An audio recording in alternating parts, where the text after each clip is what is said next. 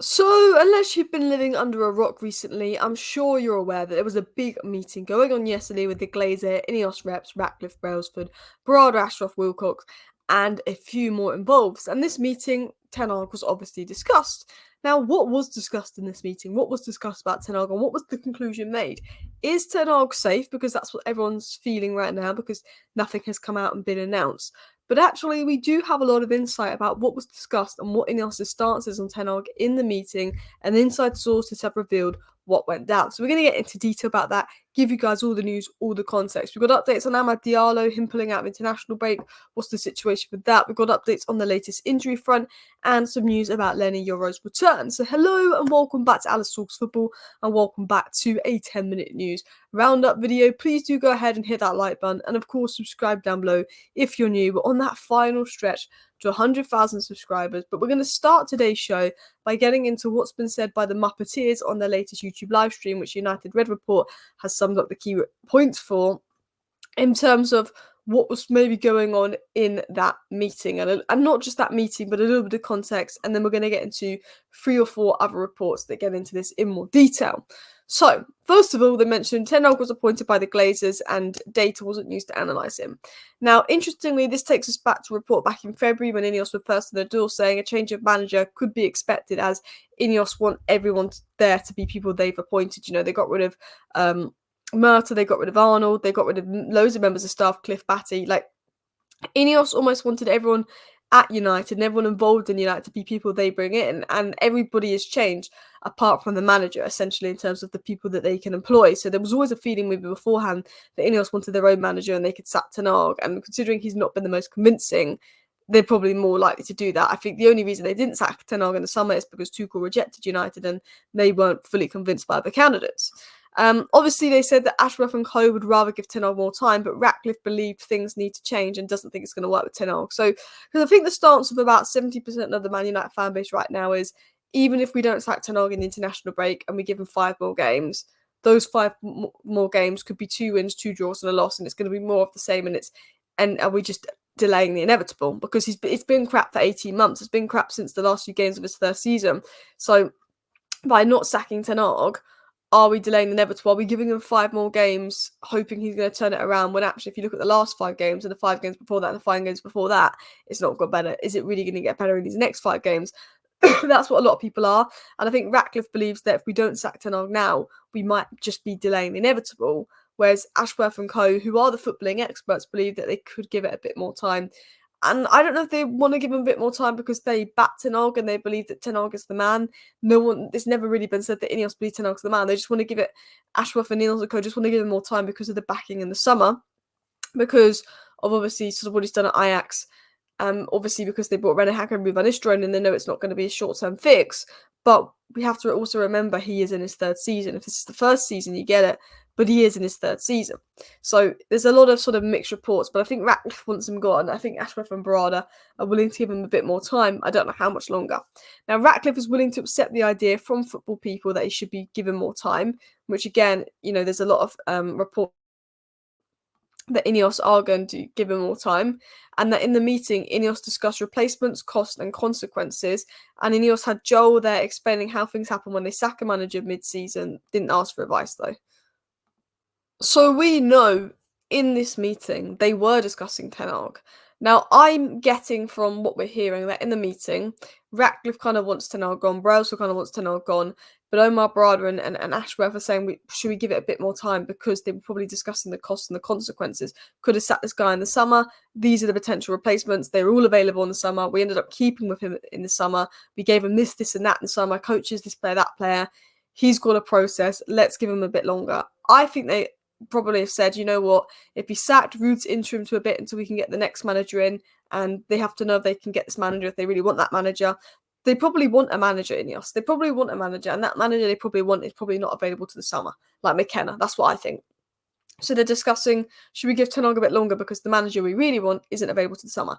That's my theory. I don't know if that's what was discussed, and I'm not saying that that theory is true, but my theory is they met, they spoke about replacements, how much it would cost, the consequences of sacking Ten Hag, who they really want, and I think they said, let's give it a little bit longer, see if he turns it around. If not, Ruud is the interim.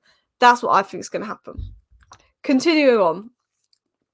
It was said as well by the Muppeteers, it's up to Ashworth if he decides to sack Ten Hag. He has the owner's approval. So the owners have said if you want to sack Ten Hag, you can. But it's up to Ashworth. He wants to give Ten Hag a bit longer. It's what's being suggested, although you never know. We could get an announcement this week.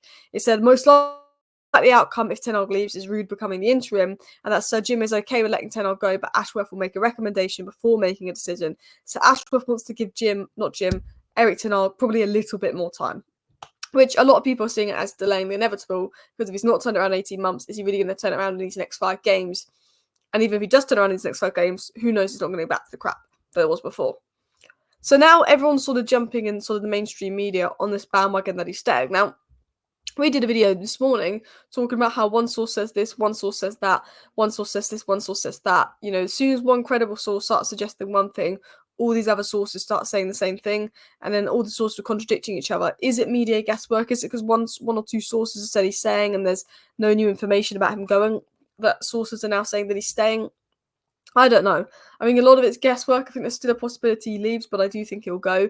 And it was said that Erik Ten Hag is preparing as normal for Manchester United's next game against Brentford. He has been in touch with members of his staff who have remained in Manchester during the international break. Now, Rob Dawson is a decent source of information, although he did say Ole to Besiktas was a done deal, and he was very wrong about that. But what's being said by Rob Dawson is that Erik Ten Hag is preparing for the Brentford game, expecting that he will be Manchester United manager when the break resumes. He's on holiday. I mean, he's obviously not heard anything from INEOS yet, unless he's hearing something from them now. But I'd have a feeling if we don't hear anything in the next 3 days, I think Erik Ten Hag's 100% staying. Erik Ten Hag is highly likely to remain as United manager, says Sam C reports, and that Erik Ten Hag is planning to return from his holiday early next week to start planning for a game against Brentford next Saturday, was said by Disco Mirror. So now the mainstream media and a lot of these people were saying just yesterday, there's a feeling he could go. Well, not all of them, not these names specifically, but a lot of the mainstream media was suggesting yesterday that he could go, and now saying, oh, he's more likely to stay. So I think it is media guesswork, but I think the sway in the media guesswork is that he's probably looking more like staying. It was said by Samuel Luckhurst earlier today that Manchester United are yet to clarify Erik Ten Hag's future following their executive meeting in London on Tuesday. There has been conflicting whispers regarding Ten Hag's fate, and a source said nothing should be read into the club's failure to communicate an outcome. On Tuesday night, Thomas Tuchel was Sir Jim Ratcliffe's favoured candidate and had Man United sacked Erik Ten Hag in the summer. So what Luckhurst is suggesting is just because we haven't announced anything yet doesn't mean Ten Hag's 100% safe. There's whispers within the club of difference in opinion. Barada maybe says let's keep him. Ratcliffe says maybe let's sack him. Maybe there was a difference in opinion. Maybe they're going to take a while to communicate that with Ten Hag. Now it looks like Ten Hag is set to stay, but other sources are saying just because nothing's been announced yet doesn't mean he's safe. INEOS did want Tuchel. We know if Jim Ratcliffe had it his way, we'd have Thomas Tuchel in charge instead of Erik Ten Hag. We know that would be the case if Sir Jim Ratcliffe had it his way. So let's get into the next story. The Muppeteers also added that INEOS are very frustrated with Ten Hag and have severe doubts, and they will continue to look at contingencies. Nagelsmann, who Vivell likes and was recommended as staying to at least the 2026 World Cup, they also mentioned that we don't like Southgate. The Muppeteers seem to suggest that Hoeneß, McKenna, Amorim, Alonso, Inzaghi and Iraola are the ones that Manchester United are looking at, potentially Thomas Frank, in terms of who we'd look at him. We're not looking at Southgate. Nagelsmann's not about. Zidane isn't going to come. Inzaghi doesn't speak English and isn't going to come. I think that's sort of the stance as well. On top of that, it's said that Manchester United are seeking a personal assistant for their senior leadership team as Sir Jim Ratcliffe continues to make changes and appointments at Old Trafford. Man United under INEOS are always bringing someone new in, and I like that. Bringing new people in to hopefully just improve the environment of the club so we make better decisions and we're in a better place. Interestingly, Amad Diallo has returned to Manchester. He will miss the Ivory Coast games this month. He was called up for the Ivory Coast. He's obviously come back to Manchester. Is he feeling an injury? Not sure. Garnacho, Mazraoui, a lot of Man United players are not going on international duty and doing the same. I'm not too bothered when players aren't on international duty. And then in regards to Euro, obviously Euro posted this video on Instagram, him training, him being close to back. Everyone's all about his Euro back. All we know on Euro is what Ten Hag said like 2 weeks ago, even less than that. He said it's very pleasing that his rehab is going in the right direction and I expect him soon. But what I mean by soon is he's in the right planning process. He is right spot. He will return as soon as possible to the squad and then team training. There's a feeling he could be back end of October, right after the international break, which would be great to see. Although I'm kind of glad in a way where he's been into the first few months and I never thought I'd say that. But that is purely for the fact that I think he would have had a very difficult job because the defence has been absolutely exposed by the poor structure and poor setup from Ten Hag. And I worry that if he had that game that Martinez and De Ligt had, he'd be written off as a flop already, and that wouldn't have helped his confidence. I think now everyone's seen the defence is getting exposed, and that actually, while Martinez and De Ligt haven't been brilliant the last 2 games, it's probably not totally on them. But listen, people, thank you for watching. Please hit that like button. Of course, subscribe if you're new. Bye.